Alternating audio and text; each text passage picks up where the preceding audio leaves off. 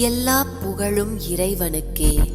வாழ்க்கையில் சந்தோஷமாக இருக்க வேண்டும் என்பதற்காக நாம் சங்கீதம், நடனம், ஓவியம் என்று பல்வேறு விதமான கலைகளை கற்றுக்கொள்கிறோம்.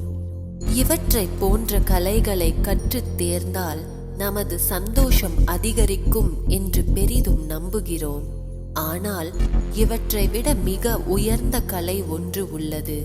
அதுதான் கவலைகளும் மனச்சோர்வும் இல்லாமல் வாழும் கலையாகும். சந்தோஷம் நிறைந்த வாழ்க்கை எப்போதும் கற்கண்டாக இனிக்கும். சந்தோஷம் இல்லாமல் போய்விட்டாலோ வாழ்க்கை சுமக்க முடியாத பாரமாகி விடுகிறது. நம்மில் ஒருவர் கூட பாரத்தை சுமக்க விரும்புவதே இல்லை. பழுவற்ற நிலையில் லேசாக இருக்கவே விரும்புகிறோம். சந்தோஷம் இல்லாமல் போய்விட்டால் உணவு உண்பதற்கு கூட விருப்பமில்லாமல் போய்விடுகிறது. உணவுக்கு பதிலாக சந்தோஷம் தரும் வார்த்தைகளை கேட்கவே மனம் ஆசைப்படுகிறது. சந்தோஷமே வாழ்க்கையின் பெரிய வெகுமதியாகும். ஒவ்வொருவரும் சந்தோஷமாக வாழ கற்றுக்கொள்ள வேண்டும். என்ன நேர்ந்தாலும் சந்தோஷத்தை ஒருபோதும் இழந்துவிடக் கூடாது என்ற லட்சியத்தை நாம் கொண்டிருக்க வேண்டும்.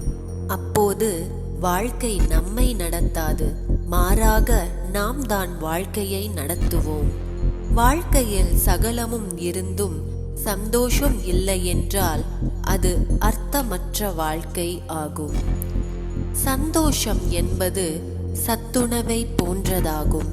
சத்தான உணவை உண்பவர் சக்தியை பெறுகிறார். அதை போன்றுதான் சந்தோஷமும். சந்தோஷத்தை போன்ற சத்துணவு எதுவும் இல்லை, துக்கத்தை போன்ற நோயும் எதுவும் இல்லை என்று கூறப்படுகிறது. சந்தோஷம் இல்லாத வாழ்க்கை கவலை என்ற நோயை உண்டாக்கி விடுகிறது. கவலையை விட துர்பாக்கியம் வேறெதுவும் இல்லை. நாம் சதா சந்தோஷமாக வாழ வேண்டுமானால் இந்த வாழ்க்கையை இறைவன் நமக்கு தந்த வரப்பிரசாதமாக கருத வேண்டும். நமது வாழ்க்கையை பிறருடைய வாழ்க்கையோடு ஒப்பிட்டு பார்க்கலாகாது. நேர்மையுடன் வாழ வேண்டும். குறைகளை பற்றி சிந்திக்கவே கூடாது. இறைவன் எனக்கு எல்லாவற்றையும் குறைவில்லாமல் வழங்கியுள்ளார் என்ற திருப்தியுடன் வாழ வேண்டும். சிந்தனை துளி. அனைத்து பொறுப்புகளையும் சரியாக நிறைவேற்றிவிட்டு எல்லா புகழும் இறைவனுக்கே என்று விட்டுவிட்டால் நமது மனம் எல்லா நேரங்களிலும் சந்தோஷ ராகத்தையே மீட்டிக் கொண்டிருக்கும்.